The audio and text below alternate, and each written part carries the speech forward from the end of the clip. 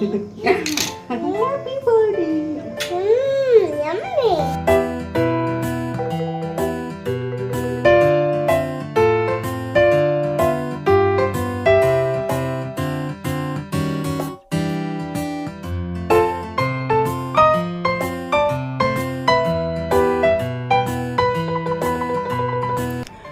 Hello everyone, ಎಲ್ಲರೂ ಹೇಗಿದ್ದೀರಾ? ಇದನ್ನು ಚೆನ್ನಾಗಿದ್ದೀರಾ ಅಂತ ಅಂದ್ಕೊಂಡಿದ್ದೀನಿ. Welcome back to my channel Sangeetha Sridhar blogs.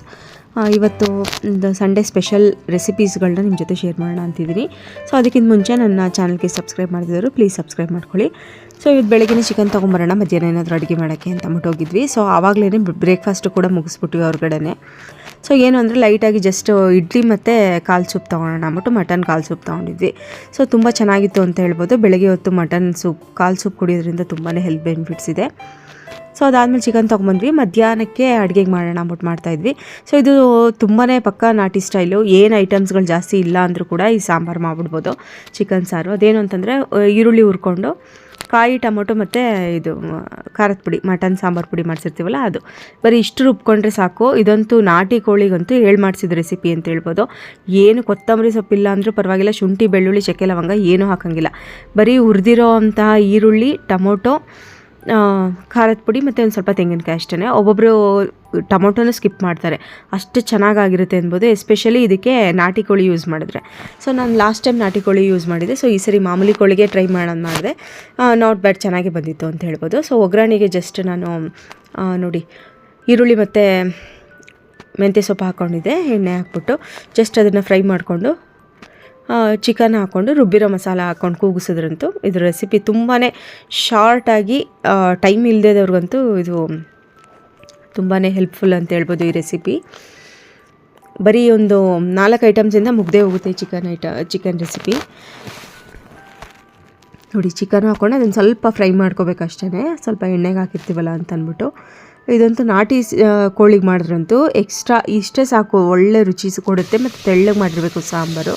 ನೋಡಿ ಇದು ರುಬ್ಬಕ್ಕೆ ಹಾಕ್ಕೊಂಡಿದ್ವಲ್ಲ, ಹುರಿದಿರೋ ಈರುಳ್ಳಿ, ಟೊಮೊಟೊ, ಕಾಯಿ ಮತ್ತು ಮಟನ್ ಸಾಂಬಾರು ಪುಡಿ ಅಷ್ಟೇ.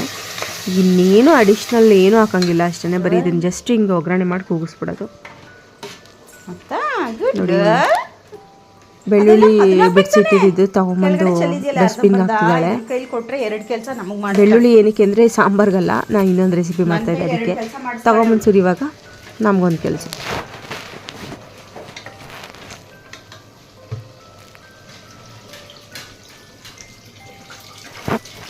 ನೋಡಿ ಆಮೇಲೆ ಸಾಂಬಾರಿಗೆ ಎಷ್ಟು ಬೇಕೋ ಅಷ್ಟು ನೀರು ಹಾಕ್ಬಿಟ್ಟು ಹೆಚ್ಚಿಸ್ಕೊಬೇಕು. ಸ್ವಲ್ಪ ತೆಳ್ಳಗಿದ್ರೇ ಇದು ಚೆನ್ನಾಗಿರುತ್ತೆ ಅಂತ ಹೇಳ್ಬೋದು. ಎಸ್ಪೆಷಲಿ ಇದು ಫಸ್ಟ್ ಟೈಮ್ ಯಾರಾದರೂ ಟ್ರೈ ಮಾಡೋರು ನಾಟಿ ಕೋಳಿಲೇ ಟ್ರೈ ಮಾಡಿ, ತುಂಬಾ ಚೆನ್ನಾಗಿರುತ್ತೆ ಟೇಸ್ಟು. ಮಾಮೂಲಿ ಫಾರ್ಮ್ ಕೋಳಿಗಿಂತ ನಾಟಿ ಕೋಳಿ ತುಂಬ ಚೆನ್ನಾಗಿರುತ್ತೆ ಈ ಒಂದು ಮಸಾಲೆ ಟೇಸ್ಟ್ಗೆ ಅಂತ ಹೇಳ್ಬೋದು. ಸೊ ಸಾಂಬಾರು ಕುದೀತಾ ಇರಬೇಕಾದ್ರೆ ಈ ಥರ ಚಾಕುನ ಕಾಯಿಸಿ ಅದ್ದಿದ್ರೆ ಒಂದು ಸ್ವಲ್ಪ ದೃಷ್ಟಿ ಏನಾದರೂ ಇದ್ದರೆ ಹೋಗುತ್ತೆ ಅಂತ ಮೊದಲಿಂದನೂ ಕೂಡ ನಂಬಿಕೆ, ಅಂದರೆ ಕಾಲು ಧೂಳು ಆಗಲ್ಲ ಅಂತ ಅಂದ್ಬಿಟ್ಟು. ಸೊ ಅದನ್ನು ಕೂಡ ನಾನು ಕಂಟಿನ್ಯೂ ಮಾಡ್ತಾಯಿದ್ದೀನಿ. ಸೊ ಅದು ಇನ್ನೊಂದು ಸ್ವಲ್ಪ ಹೊತ್ತು ಕುದಿಲಿ ಅಂತ ಬಿಟ್ಬಿಟ್ಟು ನಾನು ಸ್ಪ್ರಿಂಗ್ ಆನಿಯನ್ ಕಟ್ ಮಾಡ್ಕೊತಾ ಇದ್ವಿ. ಸೊ ಸ್ಪ್ರಿಂಗ್ ಆನಿಯನ್ ಯೂಸ್ ಮಾಡಿ ಒಂದು ಚಿಕನ್ ರೆಸಿಪಿ, ಇದು ಚೈನೀಸ್ ಒಂದು ರೆಸಿಪಿ ಅಂತ ಹೇಳ್ಬೋದು. ಸೊ ತುಂಬ ಚೆನ್ನಾಗಾಗಿತ್ತು ಅಂತ ಹೇಳ್ಬೋದು. ನಮ್ಮ ಪಾಪುಗಂತೂ ತುಂಬ ಇಷ್ಟ ಆಯಿತು, ಎಲ್ರಿಗೂ ಇಷ್ಟ ಆಯಿತು. ಬಟ್ ಮಕ್ಕಳಿಗೆ ಇನ್ನೂ ಚೆನ್ನಾಗಿ ಇಷ್ಟ ಆಗುತ್ತೆ ಅಂತ ಹೇಳ್ಬೋದು, ಯಾಕೆಂದರೆ ಖಾರ ಜಾಸ್ತಿ ಇರಲ್ಲ, ಅದಕ್ಕೋಸ್ಕರ. ಇದಕ್ಕೆ ಬೇಕಾಗಿರೋ ಅಂಥದ್ದು ನೋಡಿ, ಸ್ಪ್ರಿಂಗ್ ಆನಿಯನ್ನು, ಕ್ಯಾಪ್ಸಿಕಮ್ಮು ಮತ್ತು ಬೆಳ್ಳುಳ್ಳಿ ಮತ್ತು ಹಸಿಮೆಣಸಿನ್ಕಾಯಿ, ಮಾಮೂಲಿ ಇನ್ನೊಂದು ಈರುಳ್ಳಿ ಬೇಕಾದರೆ ಒಗ್ಗರಣೆಗೆ ಆಪ್ಷನಲ್ ತೊಗೋಬೋದು, ಇಲ್ಲಾಂದರೆ ಬೇಕಾಗಿಲ್ಲ ಅಂತ ಹೇಳ್ಬೋದು. ಸೊ ಎಲ್ಲನೂ ಕೂಡ ಒಗ್ಗರಣೆಗೆ ಹಾಕ್ಕೊಂಡು ಸ್ಪ್ರಿಂಗ್ ಆನಿಯನ್ನು, ಕ್ಯಾಪ್ಸಿಕಮ್ಮು ಮತ್ತು ಹಸಿಮೆಣಸಿನ್ಕಾಯಿ, ಬೆಳ್ಳುಳ್ಳಿ ಇಷ್ಟನ್ನು ಹಾಕ್ಕೊಂಡು ಸ್ವಲ್ಪ ಲೈಟಾಗಿ ಅರ್ಧಂಬರ್ಧನೂ ಆಗಿರಬಾರ್ದು, ಆವಾಗಲೇ ಚಿಕನ್ ಹಾಕ್ಕೊಂಡ್ಬಿಡ್ಬೇಕು. ಯಾಕೆಂದರೆ ಇದಕ್ಕೆ ಸ್ವಲ್ಪ ಆನಿಯನ್ನು ಮತ್ತು ಕ್ಯಾಪ್ಸಿಕಮ್ ಎಲ್ಲ ಹಾಫ್ ಬಾಯ್ಲ್ಡ್ ಆಗಿದ್ರೆ ಚೆಂದ. ಸೊ ಆಮೇಲೆ ಚಿಕನ್ ಹಾಕ್ಕೊಂಡಾದ್ಮೇಲೆ ಸ್ವಲ್ಪ ಪೆಪ್ಪರ್ ಪೌಡರು, ಇದೇ ಮೇನ್ ಇದಕ್ಕೆ. ಮಿಕ್ಕಿದೇನು ಜಾಸ್ತಿ ಏನು ಘಾಟೇನು ಖಾರ ಏನು ಇರಲ್ವಲ್ಲ, ಸೊ ಅದಕ್ಕೋಸ್ಕರ. ಆಮೇಲೆ ಸೋಯಾ ಸಾಸು ಇದಂತೂ ಬೇಕೇ ಬೇಕು ಇದಕ್ಕೆ. ಸೊ ನೋಡ್ಕೊಂಡು ಹಾಕಬೇಕು, ಯಾಕೆಂದರೆ ಹುಳಿ ಜಾಸ್ತಿ ಆಗಿಬಿಟ್ರೆ ಚೆನ್ನಾಗಿರಲ್ಲ ಅಲ್ವಾ, ಅದಕ್ಕೋಸ್ಕರ. ಸೊ ಲಾಸ್ಟಲ್ಲಿ ಸ್ವಲ್ಪ ಗಾರ್ನಿಷಿಂಗ್ಗೆ ಮತ್ತು ಸ್ಪ್ರಿಂಗ್ ಆನಿಯನ್ ಸ್ವಲ್ಪ ಎತ್ತಿಟ್ಕೊಂಡಿರ್ತೀವಲ್ಲ ಅದನ್ನು ಹಾಕೋದು, ಮತ್ತು ಸ್ವಲ್ಪ ಎಳ್ಳು ಯೂಸ್ ಮಾಡಿದ್ರೆ ಅದೊಂಥರ ಫ್ಲೇವರ್ ಚೆನ್ನಾಗಿರುತ್ತೆ. ಅದಾದಮೇಲೆ ಹುಳಿ ಸ್ವಲ್ಪ ನಾವು ಕಡಿಮೆ ಯೂಸ್ ಮಾಡಬೇಕು ಆವಾಗ, ಯಾಕೆಂದರೆ ನಿಂಬೆಹಣ್ಣು ಚೂರು ಹಾಕಿದ್ರೆ ಚೆನ್ನಾಗಿರುತ್ತೆ. ಇಲ್ಲ ನಾವು ಸೋಯಾ ಸಾಸ್ನೇ ಜಾಸ್ತಿ ಹಾಕ್ಬಿಟ್ರೆ ನಿಂಬೆಹಣ್ಣು ಹಾಕಿದ್ರೆ ಇಂತಿದ್ದು ಅದು ಹುಳಿ ಬಂದುಬಿಡುತ್ತೆ ಅಂತ. ಸೊ ಅದಾದಮೇಲೆ ಅದನ್ನು ಹಂಗೆ ಬೇಯ್ತಾ ಇರಲಿ ಅಂತ ಬಿಟ್ಟೆ. ಸೊ ಸಾಂಬಾರು ಕೂಡ ರೆಡಿಯಾಗಿದೆ ಅಂತ ಹೇಳ್ಬೋದು. ಸೊ ಇದಕ್ಕೆ ಲಾಸ್ಟಲ್ಲಿ ಸ್ವಲ್ಪ ಈ ನೋಡಿ ಸಾಂಬಾರು ಸಾಕು ಅಷ್ಟೇ ಅಂದ್ಬಿಟ್ಟು ರೆಡಿ ಮಾಡ್ಕೊಂಡ್ವಿ. ಸೊ ಆ ಗ್ಯಾಪಲ್ಲಿ ಈ ಒಂದು ಸೌತೆಕಾಯಿ ಮತ್ತು ಈರುಳ್ಳಿ ರೆಡಿ ಮಾಡಿಕೊಂಡೆ, ಕಟ್ ಮಾಡಿಕೊಂಡು ನೋಡಿ ಅದ್ರ ಮೇಲ್ಗಡೆ ಉದುರ್ಸೋಕೆ ಒಂಚೂರು ಬಿಳಿ ಎಳ್ಳನ್ನ ಒಂಚೂರು ಉದುರಿಸಿದ್ರೆ ನಮಗೆ ಈ ರೆಸಿಪಿ ತಯಾರು ಅಂತ ಹೇಳ್ಬೋದು. ರೋಸ್ಟೆಡ್ ಮಾಡಿಕೊಂಡು ಕೂಡ ಹಾಕಿದ್ರೆ ಇನ್ನೂ ಚೆನ್ನಾಗಿರುತ್ತೆ ಎಳ್ಳನ್ನು. Spring onion chicken, spring onion chicken.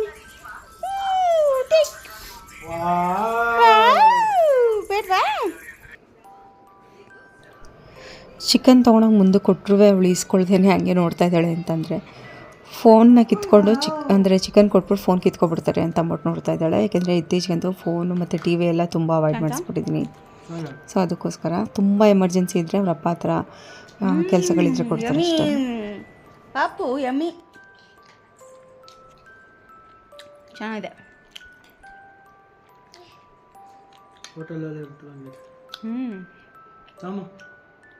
Same restaurant style. Yummy chicken. ನೋಡಿ ಊಟ ಎಲ್ಲ ಆಯಿತು. ಮಾಮೂಲಿ ಬೇರೆ ಟೈಮಲ್ಲಾದರೂ ಬಿರಿಯಾನಿ ಏನಾದರೂ ಮಾಡಿದರೆ ನಾವು ಏನು ಖೀರ್ ಮಾಡ್ತೀವಿ, ಹಾಲು ಖೀರ್ ಥರ. ಸೊ ಇವತ್ತು ಸ್ವಲ್ಪ ಕಸ್ಟರ್ಡ್ ಪೌಡರ್ ಮೊದಲಿಂದನೂ ಇತ್ತು. ಸೊ ಟ್ರೈ ಮಾಡೋಣ ಒಂದು ಕಸ್ಟರ್ಡ್ ಒಂದು ಡೆಸರ್ಟ್ ಥರ ಅಂತ ಅಂದ್ಕೊಂಡು ಮಾಡಿದೆ. ಒಂದು ಅರ್ಧ ಲೀಟ್ರ್ ಹಾಲು ಹಾಕ್ಬಿಟ್ಟು ಅದಕ್ಕೊಂದು 2 ಸ್ಪೂನಷ್ಟು ಹಾಲಿನ ಪೌಡ್ರ್ ಹಾಕ್ಬಿಟ್ಟು ಸಕ್ಕರೆ ಹಾಕ್ಬಿಟ್ಟು ಅದನ್ನು ಚೆನ್ನಾಗಿ ಕುದಿಯೋಕ್ಬಿಟ್ಟು, ಸೊ ಅದಾದಮೇಲೆ ಇನ್ನೊಂದು ಕಡೆ ಕಸ್ಟರ್ಡ್ ಪೌಡ್ರನ್ನ ಮಿಕ್ಸ್ ಮಾಡಿಕೊಂಡು ಅದನ್ನು ಕೂಡ ಹಾಕಿ ಹಾಲೊಳಗಡೆ ಹಾಕಿ ಕಲಿಸೋದು. ಸೊ ಸ್ವಲ್ಪ ಲಂಪ್ಸ್ ಇರಬಾರ್ದು ಅಂತ ಅಷ್ಟೇ ಕಲಿಸೋದು. ಸೊ ಇವಳು ನಾನು ಮಾಡ್ತೀನಿ ನಡಿಲಿ ಚಿನ್ನಿ ಕೈ ಕಳಿ ಮಿಕ್ಸ್ ಮಾಡ್ತಾಳೆ. ಅವಳೇ ಕಲಿಸ್ತೀನಿ ಅಂತಂದ್ಲು. ಸೊ ಅದಕ್ಕೋಸ್ಕರ ಅವ್ಳ ಕೈಲೇ ಕೊಟ್ಟೆ. ಸೊ ಹಿಂಗೆ ಒಂದೊಂದು ಚಿಕ್ಕ ಪುಟ್ಟ ವಿಷಯದಲ್ಲಿ ಪಾಪನೂ ಕೂಡ ಅವಳನ್ನು ಇನ್ವಾಲ್ವ್ ಮಾಡಿಸ್ಕೊಂಡ್ರೆ ಅವಳಿಗೂ ಕೂಡ ಆಸಕ್ತಿ ಇರುತ್ತೆ. ಸೊ ಇಲ್ಲಾಂದರೆ ಯಾವುದನ್ನು ಮಾಡಬೇಡ ಅಂತ ಜಾಸ್ತಿ ಮಾಡಿದಷ್ಟು ಅವಳು ಫೋನು ಟಿ ವಿ ಬೇಡದಿರೋ ವಿಷಯಗಳಿಗೆ ಇನ್ನೇನಾದರೂ ಎಳೆಯೋದು ಹಂಗೆಲ್ಲ ಮಾಡೋಕ್ಕೆ ಹೋಗ್ತಾಳೆ. ಸೊ ಅದಕ್ಕೋಸ್ಕರನೇ. ಸೊ ಆಮೇಲೆ ನೋಡಿ ಇದಕ್ಕೆ ಸ್ವಲ್ಪ ಎಣ್ಣೆ ತುಪ್ಪ ಹಾಕ್ಕೊಂಡು ಅದಕ್ಕೆ ಬ್ರೆಡ್ಗಳನ್ನೆಲ್ಲ ಸ್ಲೈಸ್ ಮಾಡ್ಕೊಂಡು ಅದನ್ನು ಎಣ್ಣೆಲಿ ಕರಿಯೋದು. ಸೊ ಒಂದು ರೌಂಡ್ ಹಾಕೋಕ್ಕೆ ಅದನ್ನು ಕಾಯಕ್ಕೆ ಬಿಟ್ಟಿದೆ. ಇನ್ನೊಂದು ಸ್ವಲ್ಪ ಬ್ರೆಡ್ಗಳನ್ನ ಕಟ್ ಮಾಡ್ಕೊಳ್ಳೋಣ ಅಂತ. ಸೀದೋಯ್ತೆ ಅಂತ ಇಲ್ಲಿ ಕೊಡಿ, ಸೀದೋಗ್ತಾ ಇದೆ ಕಿಚನ್. ಹೇಳು happy birthday mummy. Happy birthday mummy. Happy birthday. Yummy.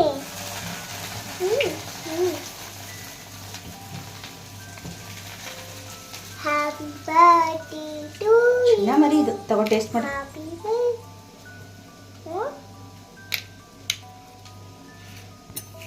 ಚೆನ್ನಾಯ್ತಾ ಎಮ್ಮಿನಾ?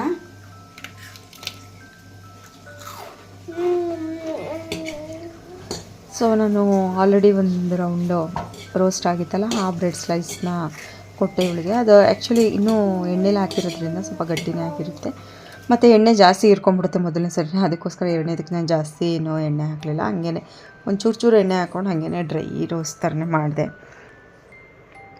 ಯಾಕೆಂದರೆ ಫಸ್ಟ್ ಆಯಿಲ್ ಏನು ಹಾಕಿದ್ವಿ ಜಾಸ್ತಿನೇ ಅದನ್ನು ಅಬ್ಸರ್ವ್ ಮಾಡ್ಕೊಂಬಿಟ್ಟಿತ್ತು ಅದಕ್ಕೆ. ಸೊ ನೋಡಿ ಇದು ಕೂಡ ಹಾಲು ಚೆನ್ನಾಗಿ ಕುದೀತು, ಕಸ್ಟರ್ಡ್ ಪೌಡ್ರೆಲ್ಲ ಹಾಕಿರೋದು.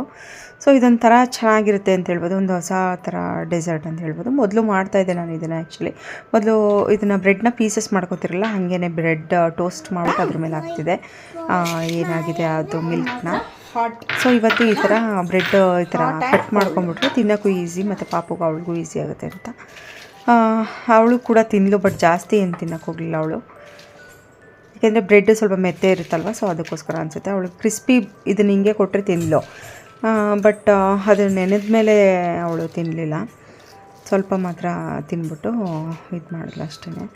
ಸೊ ನೋಡಿ ಒಂದೊಂದು ಬ್ರೆಡ್ಗಳು ಸ್ವಲ್ಪ ಒಂಚೂರು ಉರಿ ಜಾಸ್ತಿ ಬಿಟ್ಟರೆ ಅದು ಮೊದಲೇ ಫುಲ್ಲು ಗರಮ್ ಆಗಿರುತ್ತಲ್ವ. ಸೊ ಇನ್ನೂ ಜಾಸ್ತಿ ಬಿಟ್ಟರೆ ಅದು ಫುಲ್ಲು ಸೀದೋಗುತ್ತೆ.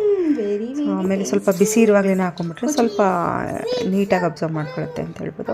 ಸೊ ಚೆನ್ನಾಗಿ ಕುದ್ದಿತ್ತಲ್ವ, ಸೊ ಅದಕ್ಕೆ ಹಾಲಿಗೆ ನೀರಿಗೇನು ಹಾಕ್ಬಾರ್ದು, ಗಟ್ಟಿ ಹಾಲನ್ನೇ ಕಾಯಿಸ್ಕೊಳ್ಳೋದು. ಸೊ ಇದೊಂಥರ ಹೊಸ ಥರ ಡೆಸರ್ಟ್ ಅಂತ ಹೇಳ್ಬೋದು. ಒಂಥರ ಸ್ವೀಟ್ ಥರನೂ ಈ ಕಡೆ ಅದನ್ನೇನಾದರೂ ಫ್ರಿಜ್ಜಲ್ಲಿ ಇಟ್ಬಿಟ್ಟು ತೆಗೆದ್ರೆ ಒಂಥರ ಐಸ್ ಕ್ರೀಮ್ ಫ್ಲೇವರು ಕೊಡುತ್ತೆ. ಸೊ ಆ ಥರ. ಸೊ ನಾನು ಇವೆರಡು ಚಿಕ್ಕ ಬೌಲ್ಗೆ ಹಾಕ್ಕೊಂಡಿದ್ದು ಬಿಸಿ ತಿಂದು ನೋಡೋಣ ಟೇಸ್ಟ್ ಹೆಂಗಿದೆ ಅಂತ. ದೊಡ್ಡ ಬೌಲ್ಗೆ ಹಾಕಿದ್ದೀನಿ ನಾನು ಫ್ರಿಜ್ಜಲ್ಲಿ ಇಡೋಕ್ಕೆ ಅಂತ ಇದು ರೆಡಿ ಮಾಡಿದ್ದೆ. ಸೊ ಮೇಲ್ಗಡೆ ನಮ್ಮ ಗಾರ್ನಿಷಿಂಗ್ಗೆ ಏನು ಬೇಕೋ ಅದು ಹಾಕೋಬೋದು. ನಾನು ಬರೀ ಬಾದಾಮಿ ಮಾತ್ರ ಹಾಕಿದ್ದೆ ನಾನು. ಇದಕ್ಕೆ ಪಿಸ್ತಾ ಬಾದಾಮಿ ಇನ್ನೇನು ಬೇಕೋ ಅದನ್ನೆಲ್ಲ ಹಾಕೋಬೋದು. ನಾನು ಬರೀ ಬಾದಾಮಿ ಒಂದು ಹಾಕಿ ಟ್ರೈ ಮಾಡೋಣ ಅಂತ. ಯಾಕೆಂದ್ರೆ ಇದು ಆಲ್ರೆಡಿ ಸ್ವೀಟ್ ಇದ್ದಿದ್ದರಿಂದ ಮತ್ತೆ ದ್ರಾಕ್ಷಿಯಲ್ಲಿ ಹಾಕಿದ್ರೆ ಅಷ್ಟು ಇದಿರೋಲ್ಲ ಅಂತ ಅಂದ್ಬಿಟ್ಟು ಸೊ ಅದನ್ನು ಕ್ಲೋಸ್ ಮಾಡಿಬಿಟ್ಟು ಫ್ರಿಜ್ಗೆ ಇದನ್ನು. ಮಿಕ್ಕಿದ್ದು ಬಿಸಿಲೇ ಕೂಡ ಚೆನ್ನಾಗಿತ್ತು. ನನಗೆ ಬಿಸಿದು ತುಂಬ ಇಷ್ಟ ಆಯಿತು ಅಂತ ಹೇಳ್ಬೋದು ಕೋಲ್ಡ್ಗಿಂತ. ಯಾಕೆಂದರೆ ಮೊದಲೇ ಇದು ಮೆತ್ತಿರುತ್ತಲ್ವ, ಫ್ರಿಜ್ಜಲ್ಲಿ ಇಟ್ಟರೆ ಇನ್ನೂ ಅದು ಕೋಲ್ಡ್ ಥರ ಆಗುತ್ತೆ. ಬಟ್ ಎರಡೂ ಚೆನ್ನಾಗಿತ್ತು, ಎರಡನ್ನೂ ಪ್ರಿಫರ್ ಮಾಡ್ತಾರೆ.